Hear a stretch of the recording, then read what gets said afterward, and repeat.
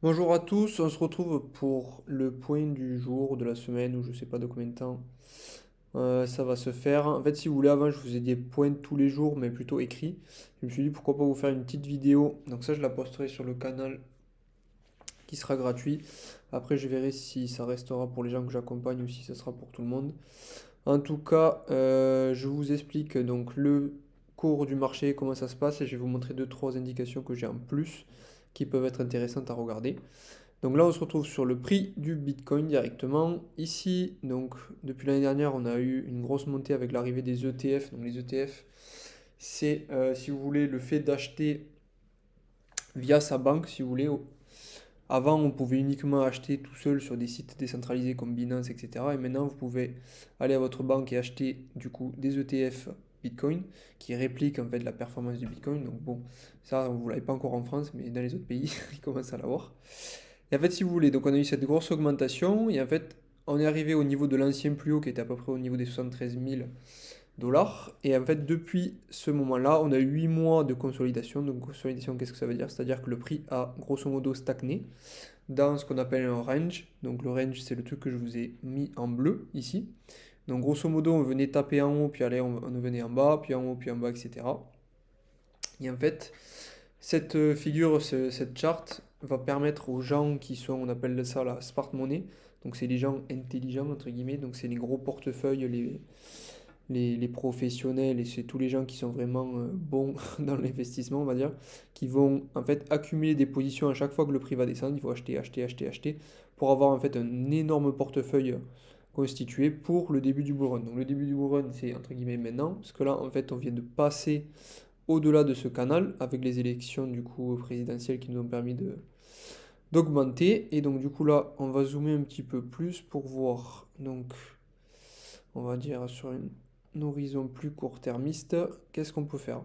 Donc là, ces derniers jours, donc on a eu une explosion clairement du prix du Bitcoin. On a été en ligne droite tout droit. Et là, depuis ce matin, il y a une petite correction. Donc là, c'est ce qu'on voit ici. C'est la bougie qui est orange. Donc là, je vous ai mis des flèches. Qu'est-ce que ces flèches signifient? Donc en fait, c'est les différents, on va dire, scénarios qu'on pourrait avoir.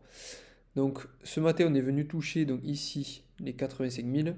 J'ai mis cette droite ici. Pourquoi? Parce qu'en fait, ici, sur les marchés dérivés, donc les marchés dérivés, c'est les marchés où il va y avoir des leviers, c'est-à-dire que vous allez pouvoir mettre, par exemple, un levier de 2, c'est-à-dire que si le Bitcoin gagne 100, mais vous gagnerez 200. Mais l'inverse est aussi vrai, c'est-à-dire que si vous perdez 200, vous perdez 100, vous allez perdre aussi 200. Donc en fait, sur les marchés dérivés, il y a des ordres qui sont posés à l'achat ou à la vente et qu'on peut voir à l'avance et ça nous permet, nous, les gens qui analysons du coup les marchés, de voir, si vous voulez, ce que le prix va pouvoir faire dans les prochains jours. Donc bon, il n'y a pas que ça, mais ça c'est une donnée qui est vraiment très utile parce qu'elle marche quand même plutôt pas mal. Donc ici, on avait des ordres placés à l'achat sur les 85 000. Donc ce qu'on a fait ce matin, c'est qu'on est venu taper pile dessus et on s'est arrêté à 85 000. Donc soit là, on a tapé, on remonte pour aller venir chercher les prochains ordres donc, du coup, qui sont sur les 91 000. Donc ça sera des ordres du coup à l'inverse de vente. C'est-à-dire qu'en fait, ici, il y a des gens qui ont mis des ordres. C'est-à-dire dès que le prix va toucher un prix, donc par exemple 91 000, et bien ça vendra automatiquement. Et donc en fait, ici, donc de 91 000 à 95 000, on a tous les paliers de 1000 de grosses positions de vente des professionnels qui vont du coup pousser le prix plutôt à la baisse. Donc soit on vient de taper, donc on a déjà tapé et on remonte directement sur les plus hauts historiques, parce que du coup le plus haut historique est à peu près à 90 000 qu'on a eu cette nuit. Soit on redescend, du coup si on arrive à traverser cet ordre à 85 000 jusqu'aux 80 000, parce qu'en fait entre, on a très peu d'ordres qui ont été positionnés, c'est-à-dire qu'en fait si les gens qui veulent vendre le Bitcoin vendent, grosso modo, le prix va plus facilement descendre dans cette zone que si on a des gros ordres posés. Donc voilà pour ça. La zone qui serait bien d'atteindre, ça serait les 100 000 avant Noël. Donc c'est pas sûr qu'on y arrive avant Noël, mais il y a de fortes probabilités pour qu'on y arrive de toute façon dans le bull run. Dans tous les cas, donc c'est pas encore trop tard pour investir. Et je vais vous expliquer après pourquoi. Ici, on a le gap CME. Qu'est-ce que c'est le gap CME? C'est une zone de prix où le cours a de fortes chances de retourner. Pourquoi? Alors, on va changer, hop, ici, contrat à terme, voilà. En fait, le CME, donc c'est contrat Mercantile Exchange, Chicago Mercantile Exchange, c'est le contrat des professionnels si vous voulez. Et en fait, les professionnels, ils vont pouvoir acheter et vendre du Bitcoin, mais que sur les horaires d'ouverture qui sont du lundi au vendredi. Donc le week-end, ça induit qu'en fait, il y a les professionnels qui ne travaillent pas. Donc là, par exemple, vous pouvez voir ici, là, sur le graphique, au milieu, on a un trou entre cette bougie ici et cette bougie ici. Ici, ça correspond à la bougie du vendredi et ici, la bougie du lundi. Et là, en fait, on voit que pendant le week-end, le prix a explosé. Et ce qui fait que entre les deux, on a un trou. On appelle ça un gap et on appelle ça le gap CME.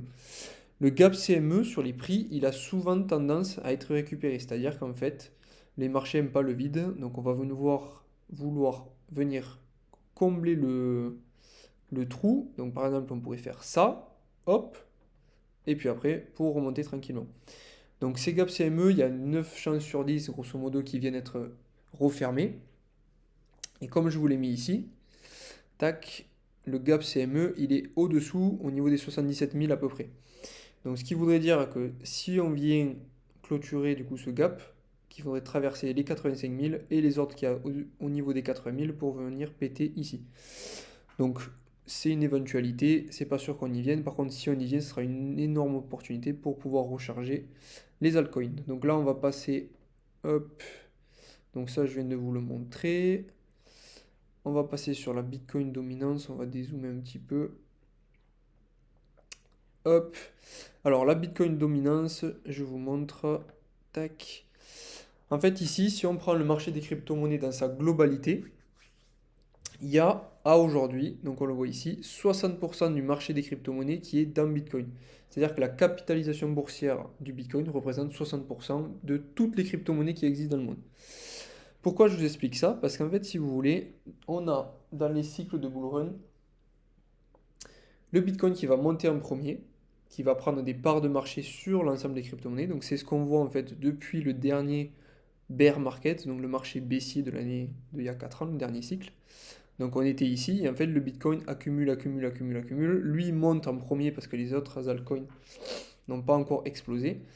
Et en fait, on aura à un moment une baisse de cette du coup dominance de Bitcoin, et ce qui veut dire qu'en fait les sous qu'il y a dans le Bitcoin vont passer sur les autres crypto-monnaies, donc les altcoins. Et c'est à ce moment-là qu'en fait on aura les plus gros gains sur nos altcoins de notre bague. Donc ici, on voit bien qu'on fait que monter depuis, donc du coup c'est qu'en 2022-2023, donc depuis l'année dernière voire l'année d'avant. Et que ici on est sur des tops de marché. Et en fait, si on regarde les fois précédentes, comment les cycles se sont déroulés, on voit qu'on avait le Bitcoin qui était très haut. Là, quand ça baisse, c'est le bull run. Ici, pareil, ça monte. Ici, c'est le début du bull run. Poum, ça descend. Ça monte. Et quand ça redescendra, boum, ça sera le bull run. Donc là, on va dire qu'on a déjà commencé, mais on a eu des hausses qui sont, on va dire, très faibles par rapport à ce qu'on pourra avoir pendant le vrai bull market, on va dire. Donc là, on attend de voir la dominance baisser. Vous voyez qu'ici, je vous ai mis un canal. Et donc, du coup, on oscille entre cette borne et cette borne, mais en fait, là, on est dans ça. Donc là, il y a des probabilités qu'on vienne encore monter un petit peu, puis après, une fois qu'on commencera à descendre, ça va descendre fort, un peu de ce style-là, quoi. Voilà, donc voilà pour ça. Et quand je vous montre après, la dernière chose que j'avais à vous montrer, le total des crypto-monnaies, sauf BTC et ETH, donc là c'est la capitalisation boursière, mais on enlève Bitcoin et ETH qui sont les deux principales crypto-monnaies, et ça nous permet de voir un petit peu qu'est-ce que ça fait. Donc là on voit bien que depuis 8 mois, le marché il stagne voire baisse, et que là on vient d'exploser à la hausse. On vient de passer au-dessus du coup de cette résistance qui devient support. Et là, on a l'ATH, donc c'est le plus haut historique en capitalisation boursière. Enfin, là, c'est pas le plus haut historique parce que dans le cycle d'avant, on était monté encore un peu plus haut. Mais vous voyez bien que du coup, on est quand même sur une bonne dynamique puisqu'on vient de dépasser très légèrement cette, ce plus haut connu. Donc voilà, c'est tout ce que j'avais à vous dire pour aujourd'hui. Au niveau du Bitcoin, donc vous sur vos altcoins, si vous voulez recharger, on rechargera toujours à des moments où on a des corrections. Ne rechargez jamais quand c'est tout droit. Donc par exemple hier, là, quand on a vu le Bitcoin qui a fait sa plus grosse journée ever, c'est-à-dire que hier, donc la journée de lundi qui était fériée, on a eu la journée où le Bitcoin il a pris 8000 je crois.